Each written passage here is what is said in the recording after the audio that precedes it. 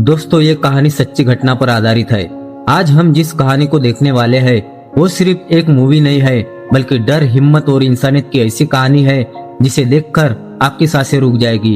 ये कहानी है एक स्कूल बस की, जो जंगल की आग के बीच में रास्ता भटक जाती है और फिर शुरू होता है मौत से बचने का असली खेल। तो वीडियो को आखिर तक जरूर देखना। राकेश मूवी धमाका प्रेजेंट द लॉस्ट बस।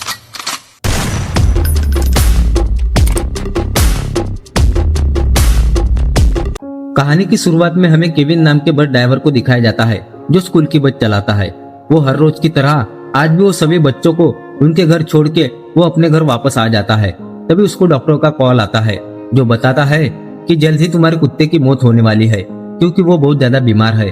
फिर केविन घर के अंदर आता है, तभी उसको पता चलता कि उसका बेटा आज भी स्कूल नहीं गया। जिस बात से उसे गुस्सा आता है, पर वो अपने गुस्से को कंट्रोल करके वो अपने बेटों को समझाता है कि तुम्हें स्कूल जाना चाहिए। मेरी मजबूरी थी, इसलिए मैं अपनी पढ़ाई पूरी नहीं कर पाया, पर मैं चाहता हूँ कि तुम पढ़ लिख कर अच्छे कामयाब इंसान बनो।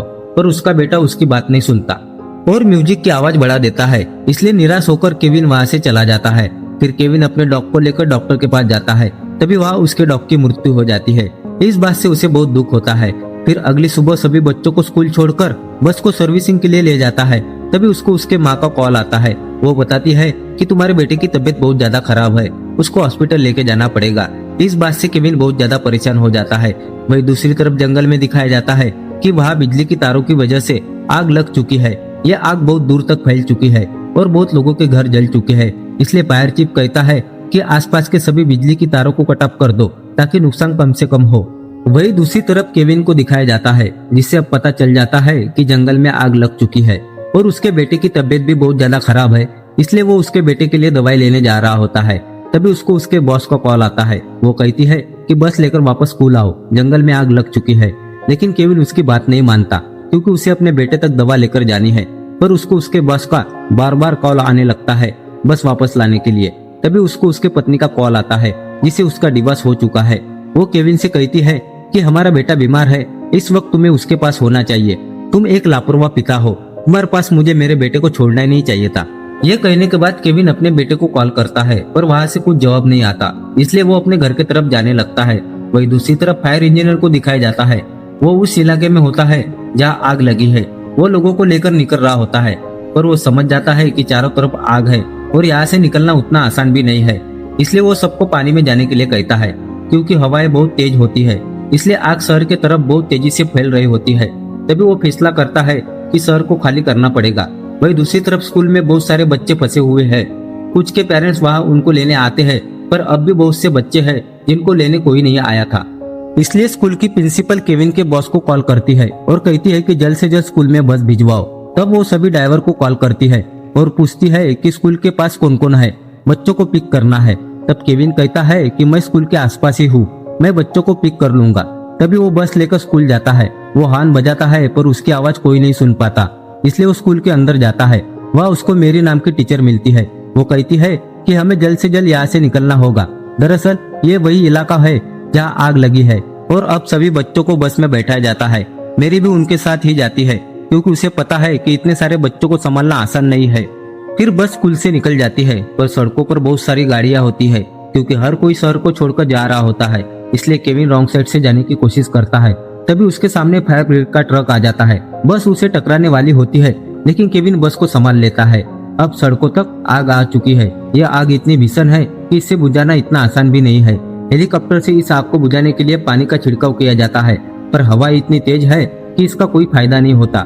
बस में सभी बच्चे डरे हुए होते हैं। तभी मेरी सभी बच्चों को हौसला देती है। अब पूरा शहर आग की चपेट में आ चुका है।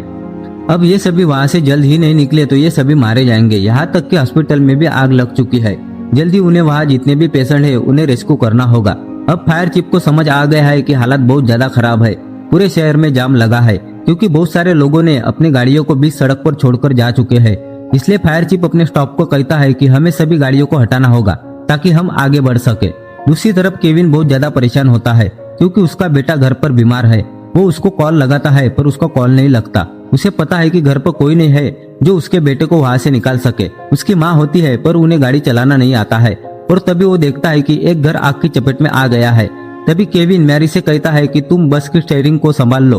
वो खुद टॉपिक को हटा देता है फिर वो बस लेकर वहां से निकल जाता है। अब सब बच्चे खुश हो जाते हैं, मैरी भी अब रिलैक्स हो जाती है। जल्दी ये सभी दूसरे स्कूल पहुंचने वाले हैं जहाँ पर इन सभी के माँ बाप है। पर ये जब वहाँ पहुंचते हैं तो देखते हैं कि वहाँ पर कोई नहीं होता। वो स्कूल भी आग की चपेट में आ चुका था। तभी वहाँ एक बच्चे को पैनिक अटैक आ जाता है। मेरी उसको संभालती है। उसके बाद ये वहाँ से निकल जाते हैं। उधर फायर चीफ पूरी तरह से असमर्थ होता है। वो कहता है कि अब भी शहर में लगभग 30,000 लोग हैं, इसलिए वो पावर कंपनी को कहता है कि पूरे शहर की सभी बिजली को काट दिया जाए। पर यह काम उतना भी आसान नहीं होता। उधर केविन के पास एक बच्चा आता है। वो कहता है कि शायद मैं अपने माँ के पास अब कभी नहीं पहुँच पाऊंगा। तब केविन कहता है कि मैं वादा करता हूँ मैं तुम्हारे फैमिली तक जरूर पहुँचाऊंगा। केविन की बात सुनकर वो बच्चा शांत हो जाता है। अब ये जैसे ही आगे बढ़ते हैं तभी वहाँ बिजली के पोल गिरना चालू हो जाते हैं, जिससे सड़क पर करंट के वायर फैल जाते हैं। तभी केविन बस को बचाता हुआ कच्चे सड़क पर ले आता है। उस रास्ते से होता हुआ फिर से वो हाईवे पे पहुंच जाता है, पर उसका कोई फायदा नहीं होता क्योंकि चारों तरफ आग है, लोग जल रहे हैं। साथ में ऐसे लोग भी होते हैं जो हालातों का फायदा उठाकर लोगों को लूट रहे होते हैं। चारों तरफ हाहाकार मचा हुआ है। कुछ लोग केविन के बस में आने की कोशिश करते हैं जो लूटमार कर रहे थे, पर केविन बड़ी चालाकी से बस को दूसरी रास्ते की तरफ लेके जाता है और उन लोगों से बहुत दूर आ जाता है। पर बस में बच्चे प्यासे हैं, गर्मी से परेशान है। मेरी को समझ आ जाता है कि जल्दी पानी का इंतजाम नहीं किया तो हालात और भी बिगड़ जाएंगे। इसलिए मेरी बस से उतरकर पास की वैन में जाती है। वहाँ पर उसे कुछ पानी मिल जाता है। वो पानी लेकर वापस आने लगती है, पर धुएं से उसकी हालत बहुत ज्यादा खराब होने लगती है। तभी केविन भागता हुआ उसके पास आता है और उसे बस में वापस लाता है। फिर सभी बस से जाने लगते हैं, पर केविन के सामने जो सड़क है वहाँ पर अब आग लग चुकी है, पर वो उसी रास्ते से होता हुआ आगे बढ़ता है। दूसरी तरफ हमें कैंप को दिखाया जाता है जहाँ सभी लोगों को रखा है। वहाँ केविन की बॉस आती है और जो बच्चे केविन के साथ होते हैं उनके माँ बाप भी वहाँ पर होते हैं। तभी केविन की बॉस कहती है कि केविन एक अच्छा ड्राइवर है, साथ में जिम्मेदार इंसान भी। वो जल्द ही आपके बच्चों को यहाँ सुरक्षित लेकर आएगा। फिर केविन को दिखाया जाता है जो पहाड़ी रास्तों से आगे बढ़ता है। तभी रास्ते में वहाँ के लोग बताते हैं कि आगे का रास्ता पूरी तरह से जल चुका है, वहाँ पर जाना बहुत खतरनाक होगा। तब केविन बस से उतरकर देखता है चारों तरफ आग होती है। वो समझ जाता है कि वो अब फंस चुका है। वो बस के अंदर धुआं ना आए इसलिए वो सभी एसी को टेप से बंद करवा देता है। मेरी भी हताश हो जाती है। वो कहती है कि 1 घंटे में शायद हम सबके सब जल जाएंगे। तब केविन कहता है कि हमें इस तरह से हार नहीं माननी चाहिए, हम जरूर बाहर निकलेंगे। पर वो भी अंदर से डरा हुआ है। वो मेरे को बताता है कि मेरे बेटे के साथ मेरे रिश्ते बहुत अच्छे नहीं है, मैं अच्छा पिता नहीं बन पाया। वो बहुत इमोशनल हो जाता है। तब मेरी उसको दिलासा देती है कि तुम एक अच्छे इंसान हो, अब भी वक्त है, तुम अपने बेटे के साथ अपने रिश्ते को पहले से बेहतर बना सकते हो। तभी वो देखता है कि बस के पास आग आ चुकी है। तब ये बाहर जाकर अग्निशामक यंत्र से आग बुझाने लगते हैं, पर जल्दी उसकी गैस खत्म हो जाती है। ये समझ जाते हैं कि उनको आग से होते हुए आगे बढ़ना होगा। फिर बस को स्टार्ट करने लगते हैं, पर बस स्टार्ट नहीं होती। केविन समझ जाता है कि धुएं की वजह से बस के फिल्टर चोक हो चुके हैं। वो जल्द से बोनट को खोलकर फिल्टर को निकालकर बस को स्टार्ट करता है, पर उसके सामने जो सड़क है वहाँ पर आग की लपटें हैं, पर उसके सामने और कोई रास्ता नहीं होता। केविन उन्हीं लपटों से होता हुआ लगातार आगे बढ़ता है। अंदर बच्चे डर की वजह से रो रहे होते हैं। साथ में बस की स्टीयरिंग बहुत ज्यादा गर्म होती है। केविन के हाथ जल रहे होते हैं, पर तब भी केविन हार नहीं मानता। वो लगातार सड़क से होते हुए आगे बढ़ता है और वो कुछ ही देर बाद वो उस इलाके से बाहर निकल जाता है जो इलाका आग से घिरा हुआ है। केविन को अपने आप पे भरोसा नहीं होता कि सच में उसने ऐसा कर दिखाया। वो कैंप की तरफ आ जाता है जहाँ बच्चों के माँ बाप उनका इंतजार कर रहे होते हैं। वो बच्चा जिसने कहा था कि शायद मैं अपनी माँ के पास नहीं पहुँच पाऊंगा, तब केविन ने उसके माँ के पास पहुँचाने का वादा किया था। वो बच्चा आखिरकार अपनी माँ के पास चला जाता है। वहाँ सभी के माँ बाप खुश हो जाते हैं। तब मेरी केविन को गले से लगाती है और कहती है कि तुमने बहुत अच्छा काम किया। फिर मेरी बस से उतरकर सभी माँ बाप को बताती है कि हम सब जिंदा है तो सिर्फ केविन की वजह से, वही असली हीरो है। तब सभी केविन के लिए तालियां बजाते हैं। केविन बस से उतरता है, तभी उसकी बॉस उसके सामने आती है और कहती है कि तुमने बहुत बड़ा काम किया। तभी केविन को उसकी माँ दिखती है। वो बताती है कि मुझे हमारे पड़ोसियों ने मुझे अपने साथ लेकर आए, साथ में तुम्हारे बेटे को उसकी माँ ने अपने साथ लेकर गई, यानी कि वो भी सुरक्षित है। फिलहाल यही सही होगा कि वो अपने माँ के साथ रहे। केविन भी इस बात को समझ जाता है। तभी दिखाया जाता है कि 7 दिन तक आग जलती रहती है।